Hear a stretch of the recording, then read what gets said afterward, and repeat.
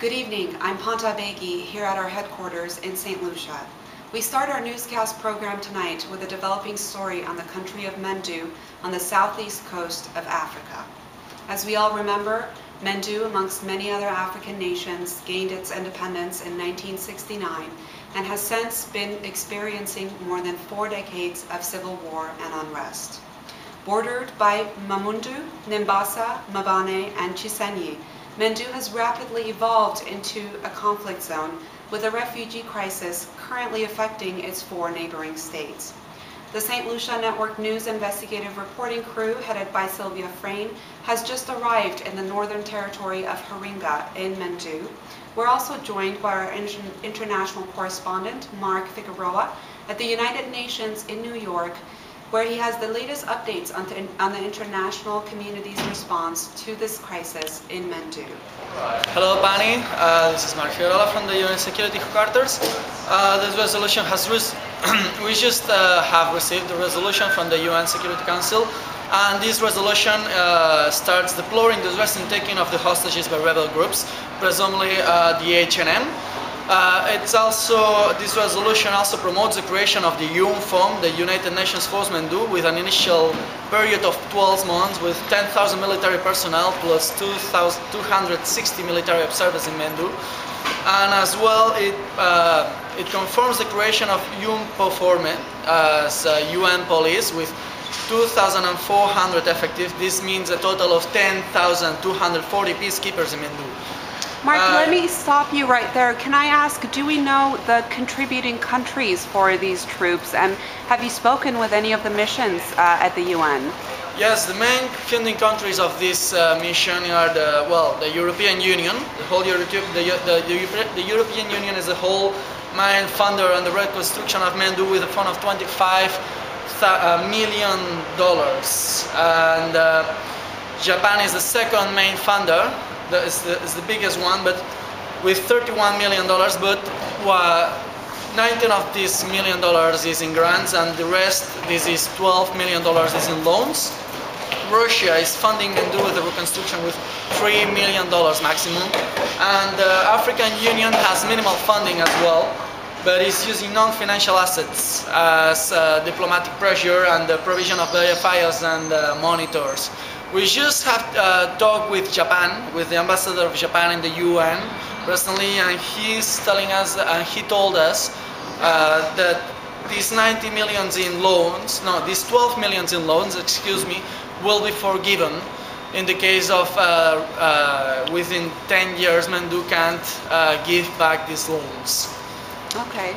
And what's the international climate right now? What's the international community feeling? When will this mission be implemented on the ground? Do you know, is there a consensus amongst the international community as far as the response goes? Well, it happens that nobody has been in the terrain yet. Nobody knows exactly what is happening in Mendu. There exist some certain assumptions of what is happening in Mendu according to the African Union Peacekeeping, that there's a country with more than 3 million people in refugee or internally displaced camps. This means 1/3 of the population of Mendu, so it's a very preoccupied increases. It's very concerning. The countries that has the international community is very concerned with this item, and everybody wants a solution, a profitable solution for this scenario. Marc Figuerola at New York, United Nations for St. Lucia Network News. Thank you very much. We now go to Sylvia Frain, who is on the ground in Haringa. I don't know if the connection is good, but we have our Sylvia Frain. Sylvia, can you hear me? Yes, Panta. I got you. We just arrived here in Mendu. We're currently in the northern region, the Haringa province. I'm standing here outside of one of the many refugee camps. This current Haringa camp has about 280,000 IDPs, internally displaced people here. Currently, about 1/3 of the entire population of Mendu is either in these refugee camps or internally displaced. These camps have very little security. There is lack of permanent shelter, no clean water, high rates of AIDS and HIV. The conditions are horrendous. I seem to be losing you. It seems like it's quite windy there. What's the weather conditions like? Weather conditions are horrible at best. This morning getting in, the roads are full of potholes. Transportation takes a long time. It was difficult for me and my crew to get here.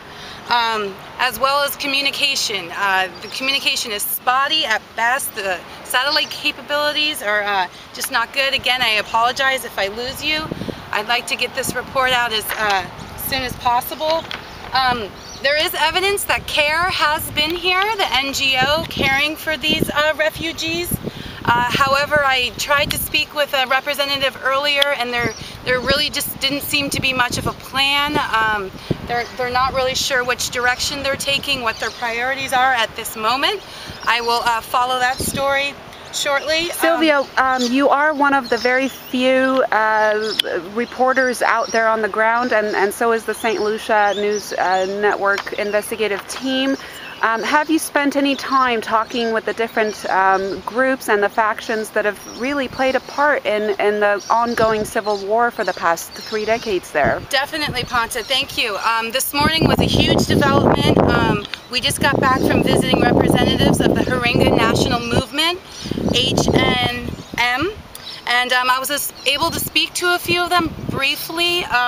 They were able to provide us with a video, which I believe is posted on our website, as well as we will play a clip for you now. Yeah, that's right. We're the HNM, and we're here to represent our people and tell those imperialist stooges that are entering our country that they have no right to do so. Imperialist stooges, in fact.